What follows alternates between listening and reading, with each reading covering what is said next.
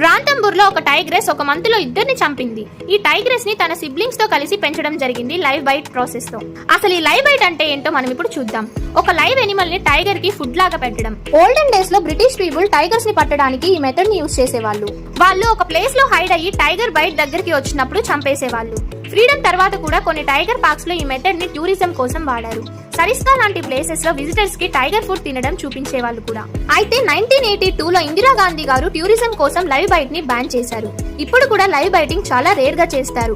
Old are sick tigers కి food ఇవ్వడం కోసం మాత్రమే యూజ్ చేస్తారు.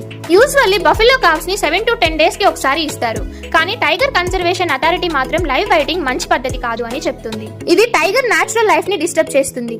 అలాగే స్ట్రాంగ్ ఎనిమల్ సర్వైవల్ రూల్ కి కూడా అగైనెస్ట్. సో ఫైనల్ గా మనం తెలుసుకోవాల్సిన విషయం ఏంటి అంటే టైగర్స్ ని నేచురల్ గా పెంచాలి. అవి నేచర్ ప్రకారం మాత్రమే పెరగాలి, లేదా అవి చాలా డేంజరస్ గా మారుతాయి.